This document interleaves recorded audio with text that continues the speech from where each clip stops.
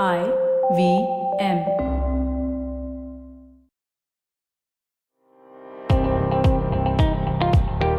Welcome to All Things Policy, a daily podcast by the Takshashila Institution. We are a bunch of policy nerds based in Bengaluru, and we like bringing fresh perspectives to Indian affairs and Indian perspectives to global affairs. So grab a cup of coffee, sit back, and join us for today's chat.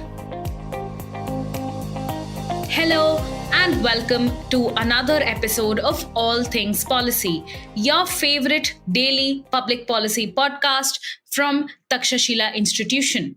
I'm Anushka Saxena, a research analyst with the Indo-Pacific Studies program at the institution, and today I'm joined by my colleague Amit Kumar, who is also a research analyst with the program, and we will be talking about the Taiwan polls. The upcoming election results are awaited. I think this would be one of the most closely globally watched elections on the island of Taiwan amidst a host of elections that are taking place around the world in 2024. I think some 60 countries are undergoing election year, and the election on the island of Taiwan is one that will indefinitely shape this regional security and economic geopolitics. So, Amit, I'm happy to have you on this episode. Thank you so much, Anushka. Nice to be here. Right. So I think just as a quick recap for our readers, on the 13th of January, which was a couple days ago, popular vote was casted in the Taiwan elections, and it was both, of course, a presidential election with the candidates in contestation, including William Lai of the Democratic Progressive Party, which is the party that has also been the incumbent party in power for the past two terms. The second candidate was Ho Ye of the Kuomintang Party, which has been the primary opposition party and has been in power multiple times before. And the third presidential candidate contesting was Ko Wan-je of the Taiwan People's Party, which is a relatively new party and one that is more avuncular, more closer to the agenda of the youth. It was also an election of members to the Legislative Yuan, which is the Taiwan Parliament. It has 113 seats, and the majority for any party will, of course, depend on how many seats above 57 or 58 they're able to win. And this is aside from the seats that are already reserved for contestation by the indigenous people of Taiwan. I think there are 5 or so seats that are reserved, and elections on those seats have happened as well.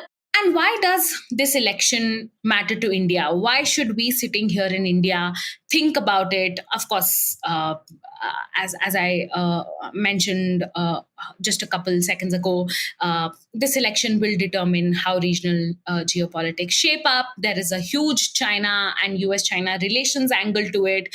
There are economic implications attached for trade, for all countries in the Indo-Pacific region, and I'm going to leave all of these nitty-gritties for Amit to discuss in detail. And so, with this, Amit, let me come to you. I guess my first question to you is: can you elaborate on this question? In your opinion, why do you think this election matters to India, and why does Taiwan as an issue? Why do cross-straits relations and the situation in the Taiwan Straits matter to us? Over to you. Thank you so much, Anushka. As you have already given a glimpse of what the election is going to look like to our listeners, and what the opinion polls look like.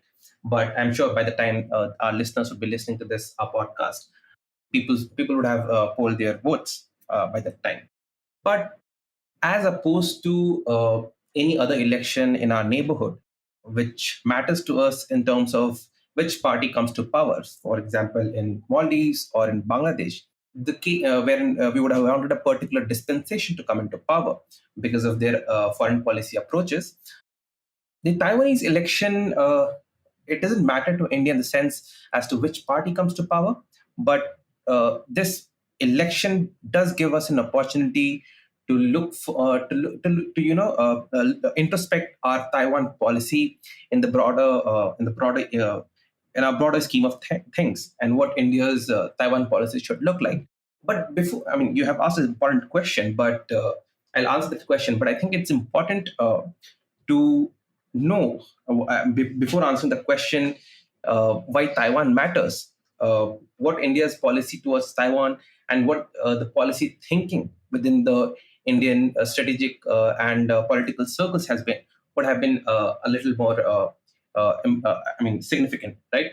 So, if you trace back the history, you'd find that when PRC came to power in 1949, India was one of the very first non-communist countries to recognize PRC, or the CPC controlled China.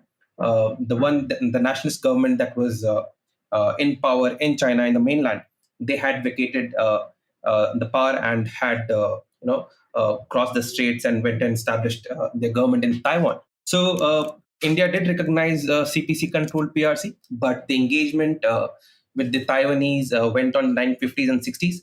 If you would look at what happened in the later decades, in 1990s, with India's East policy, India further intensified its relationship with the Taiwanese. But in these time, it was India's, although India had never mentioned, but it was clear that the China that India recognized was that of the CPC controlled PRC, and not the Republic of China, that is Taiwan, right? And for the very first time in 1996, India referred to the one China term, wherein what it meant actually was it was just a continuation of its policy that it was already following. But the key essence was that India recognizes one China, and that one China is PRC, that is the mainland China. And although the engagement with Taiwan continued, right? But in the past few years, the last one decade, I think 2009, India has stopped mentioning or referring to this one China thing in its joint declaration, whenever joint declarations have happened with the Chinese, right? And why this policy stance change has come about is, the grounds that India stated was PRC's lack of commitment to India, or lack of recognition of India's territorial sovereignty and integrity, and its constant violation on the PRC's part. And this is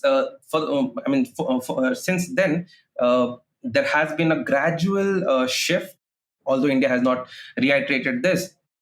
In the recent past, what we have also seen, the three retired chief of the military services, that is Army, Navy, and Air Force, who had visited Taiwan last year, I think, and it gives us a sense that there is some policy change undergoing within the Indian strategic and political community, right? So this has been the history. I'll come to the question of why why Taiwan matters to India. But yeah, if you would have any thoughts on this, I'll be happy to hear. Right. So I think you've made a fair point about the fact that India has indeed emphasized on the insensitivities of the Chinese towards India's territorial claims in our northern borders, or otherwise, right? And this has led for us to abandon and not talk about the term one China, right? And of course, the alluding to the idea of one China, which is that there is one China, and both PRC and ROC are part of this one China, and the PRC is the legitimate government of this one China for most countries around the world. It comes with certain actionable policy items, and from the Indian perspective, I think we haven't done justice to our relationship with Taiwan enough to strongly support our Taiwan policy, or the fact that we're favoring the Taiwan status quo in any way, just by simply arguing that we've abandoned the use of the term, right? The actionable policy element of, and the implication of using this term is still not so much alive, which means, we've continued to focus on our relationship with the PRC. We haven't really made comments on the maintenance of status quo, the need for peace and stability in the region. That was, of course, until 2 years ago, when during the Nancy Pelosi visit to the island, we had decided to make a statement in favor of peace and stability. And the maintenance of status quo between the two sides in the region. And, that was a good decision. So, yeah, I think with that, back to you, Amit, on why it matters to us. Yeah, I think, again, before answering this question, it would be very useful for us and our listeners to at least look at what are the key groups that exist within this policy circles in the strategic community. And very briefly, I would like to point out that there are four. If you would like to take a look at the structure or the group within the policy circle, you could categorize the groups into four. The first would be the status quo advocates, and this faction kind of sees value in maintaining stability across this Taiwan strait, and view that gradual erosion of the status quo would adversely impact India's border interests.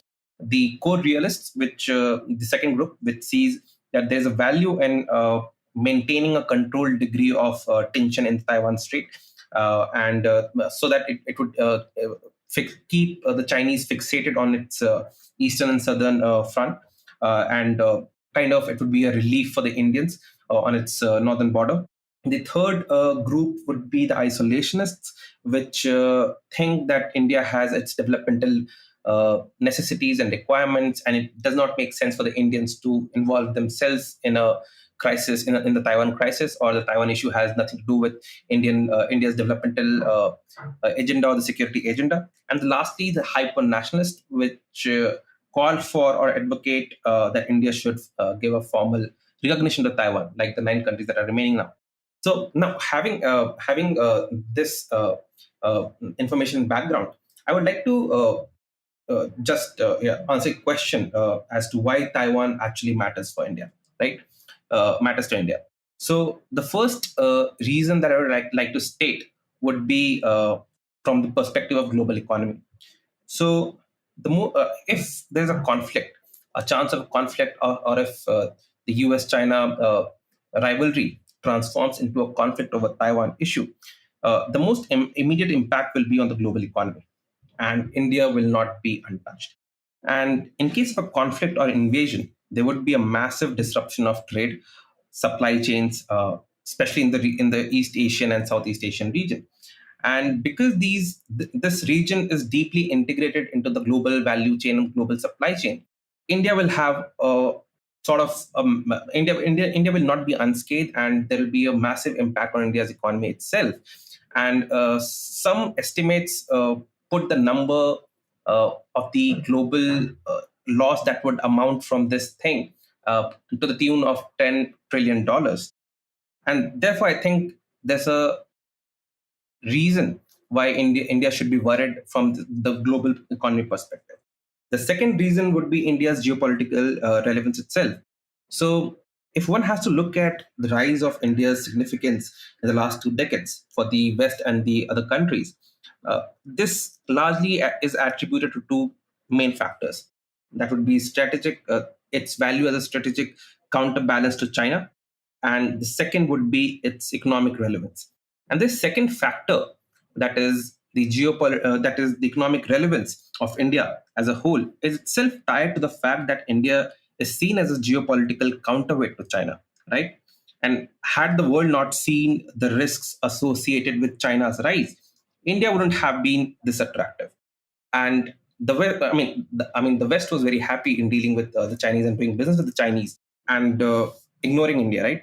Of course, partly it has to be we have to take the onus on ourselves of our faulty policies. But again, coming back to the point, if this effort to check China's rise and aggression in the global arena starts to seem like a futile exercise, countries and especially the middle powers would rather accept bandwagoning and with the Chinese and not resist the Chinese if they see no merit in this attempt to check China's rise.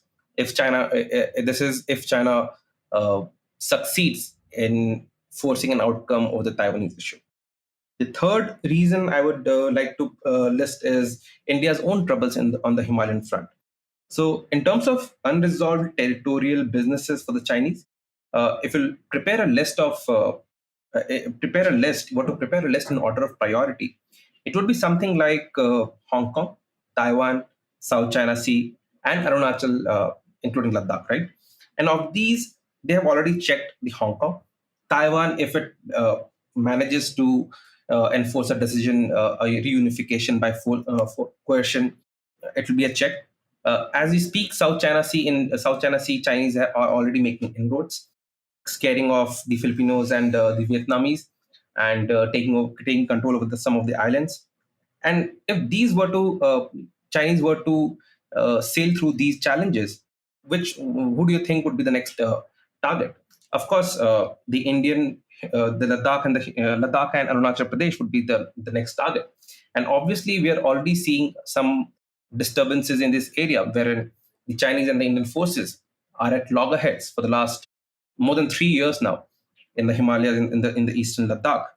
And if China is able to enforce a favorable decision for itself on its eastern front, the problems for India will rise, right, on the Himalayan front. And so it makes sense for India that the Chinese are hinged onto their eastern front, and for the Indians, the Himalayan front is less of a concern, so that it can focus on its developmental goals. Stay tuned to All Things Policy. We'll be right back after a short commercial break.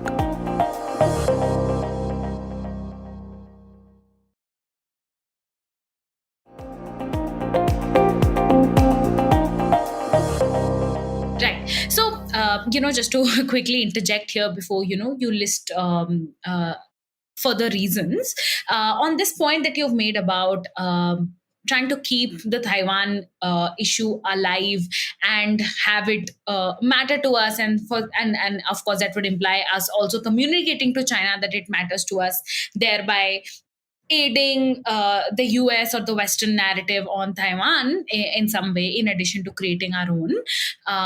Would you say there is some merit to this also because China too, like India, faces a two-front conundrum? Is it so that our efforts can indeed help not help per se, but coerce China into thinking about managing its strategic resources, keeping tensions on the low, not only in the Taiwan Straits, but also on the border, because it will be stretched out and it doesn't have any battle fighting experience? Do you think that is true for the Chinese as much as, say, it is for the Indians? Yeah, I definitely see a merit in this argument. And if you have actually written a paper on this, and if you were to go back to history, in the 1950s, actually in 1959, the Chinese ambassador to India, Pan Suli, actually wrote a demarche to the Indian foreign secretary here, discussing this exact two-front situation that the Chinese face. And it was a tacit admission of the fact that the Chinese face two-front situation. If the India and China front, the Himalayan front, were to become active, and also a warning of a sense wherein it said that both India, because India faces Pakistan on its west, the message in the demarche was that both China and India are looking at two-front situation, and if they were to resolve this border and Tibet issue between them, they would both be absolved of a two-front situation. If not, India, like China, would have to settle with this two-front situation. But over the course of time, what has happened is that while India has not leveraged China's eastern front, China has gotten a lot closer to Pakistan and managed to enforce a two-front situation in a much more effective way on India, and put the onus of peace on the India-China front because of the hostilities on the India-Pakistan border. And therefore, India has largely been hesitant on its border policies. with respect to China. And I say this is high time now that to call China's bluff and call it out that China too faces a two front situation. And if China is not amenable to a solution on the LAC, it makes every bit of sense for India to rake up China's eastern front. And in what way? I'm not advocating that India should put boots on the ground or boots on the seas. But in any way possible that India could, India must not hesitate from leveraging China's two front own situation. Right. And, of course, we're going to talk about what are some of these anyway possibles for India going ahead. But did you have any thing to add on, what really matters to us with the Taiwan issue? Yeah, the last reason that I was going to list was India's as to why Taiwan matters to India and why the status quo matters. The status quo should matter to India. Is if a resolution towards Taiwan question is found to the liking of the Chinese, it would encourage the Chinese, given the global power ambitions that it has, to make inroads in Indian Ocean region and particularly the Northern Indian Ocean region. So the Chinese Navy is already a blue water navy and the world's largest navy, right? And it's eager to expand its maritime presence around the world. And and this is like how the great powers of the past and the global powers of the past have operated, right? They emphasize on maintaining a global presence, a global maritime presence. You look at US or UK, France in the past, right? And Chinese have not tried to hide their ambitions with respect to maritime power, right? So it makes every possible sense for them to make inroads in Indian Ocean region, and especially the Northern Indian Ocean region. And you have already seen some of the development that it has already made. The docking of Chinese ships in Sri Lanka, selling of submarines to Bangladesh, right? And although at this point of time, at this current juncture, India's maritime power far outweighs that of China in the Northern Indian Ocean region, but looking at the speed at which the Chinese are building ships, mind you, they produce the ships at the fastest rate in the world. So this could be a problem, and the Indian Ocean region that has hitherto been uh, a very calm region would soon turn into a contested region because it cannot accommodate to large powers, given the Indian ambitions, and also accommodating Chinese ambitions. So these are four reasons why status quo in Taiwanese Strait matters, and India should advocate for it. And if it's possible, India should be a part of maintaining and sustaining that status quo. Right. And I think that there is also some merit to maybe making the argument that India can leverage its relationship with Taiwan solely as a bilateral endeavor, seek new avenues of cooperation, because there is also some potential there, right? I think in the past couple years, we have bilateral trade with Taiwan only a little over $6 billion, which kind of pales in comparison to our trade with China, right? We've all discussed the numbers, well over 120 billion, 130 billion in the past few years, right? And so there is also a case to make about FDI inflow from Taiwan into India. India's received only about 815 million as of last to last year, but that from China is ever rising, even despite the fact that we've put in a lot of curbs in place, some of which are not effective yet, but they do exist, right? Especially with Press Note 3 and all the other legislation that's come into place post the Gulf Valley crisis. And it's also, the issue of FDI is also directly linked with the current election, because DPP coming to power, Lai Ching-te in particular coming to power, and him following the path that Tsai Ing-wen laid down, would mean looking further down south in the South Asia and Southeast Asia region as part of increasing investment into more and more diplomatic allies through unofficial relationships, right? And this is a important foreign policy and economic trade priority for the DPP and the country, the island of Taiwan. And India can be a part of it and leverage it to its own advantage.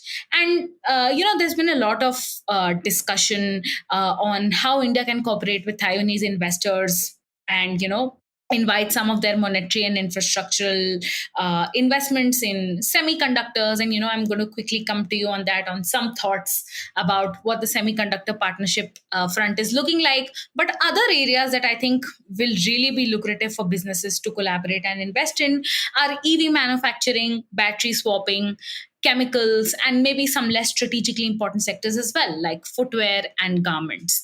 And of course, we also have some shared maritime security endeavors. And so there can obviously be partnerships that emerge out of maritime domain awareness and fishery management. Things that we really don't need to securitize, but at the same time come off as a sign that we're supporting a greater partnership with Taiwan. And so, Amit, would you have any thoughts to share on Foxconn's investments or anything on the semiconductor front between the two sides? Yeah, I mean, semiconductor is one key area where the two countries can cooperate. Of course, the Taiwanese have a lot of expertise on on the manufacturing front. India's strengths lie more on the research front when it comes to semiconductors. But at this point of time, semiconductors do not seem to be, even though TSMC has expressed the interest and Indian government is buying, is actually trying TSMC to invest in India or train Indian workers.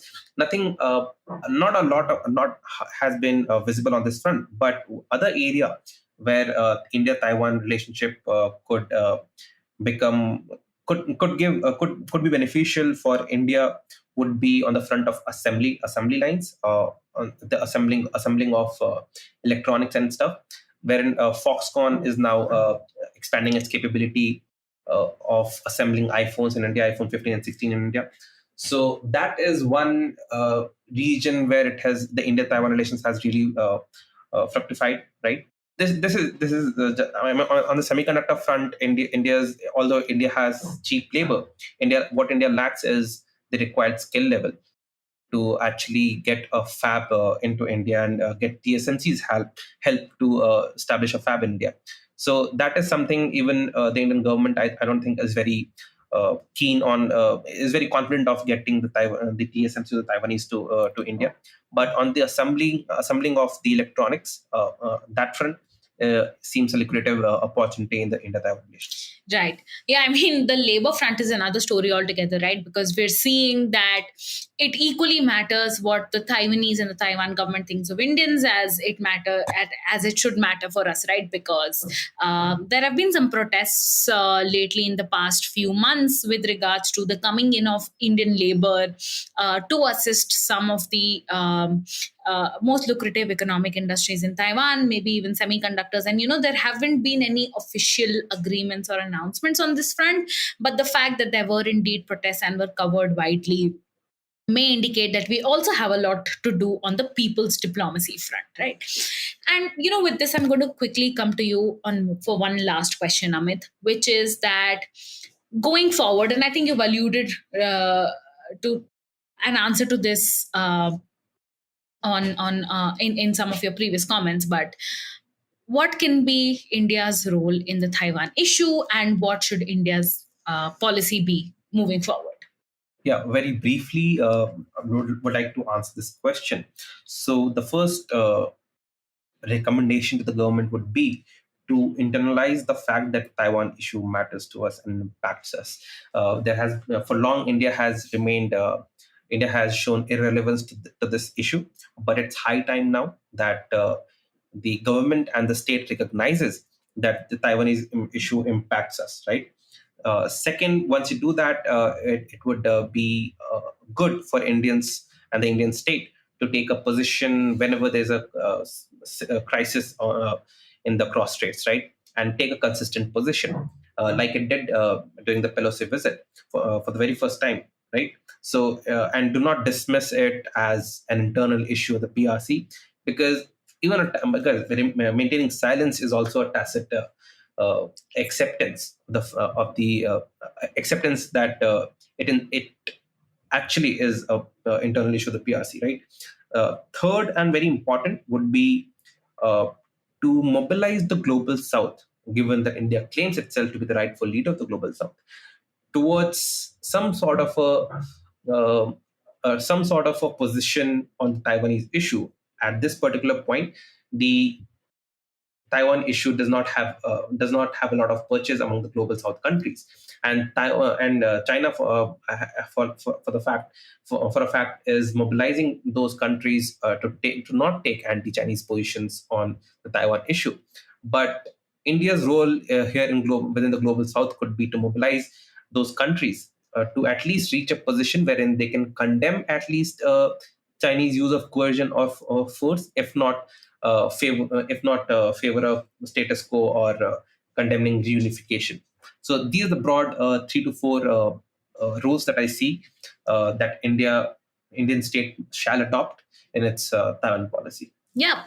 And that makes sense. And along with the global South, I think we also have the Quad to leverage with regards to the statements the four countries together make on the issue of Taiwan. India has been a little bit shy in really being part of some of the communiques that talk about the China challenge. But now that we're talking about a clear articulation of policy, the Quad could be one of the institutions to leverage, seeing as it is now indeed taking a security posture in the region, as opposed to what was articulated many years ago when the Quad was first talked about.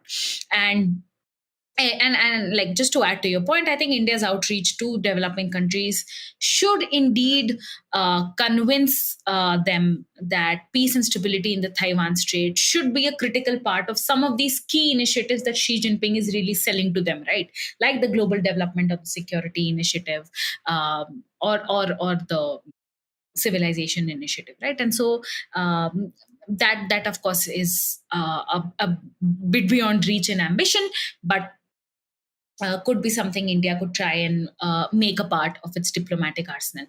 I think, yeah, with that, we come to the end of this episode. I hope our listeners, some of them are slightly convinced that the Taiwan issue does indeed matter to India, and would then watch out for the swearing-in ceremony of the new Taiwan president in May, would look at India-Taiwan relations and the broader cross-straits geopolitics with interest. And thank you, Amit, for your insights. Thank you, Anushka. Thank you for having me. Right. And thank you to our listeners for tuning into another episode of All Things Policy. If you liked our show, don't forget to check out other interesting podcasts on the IVM network.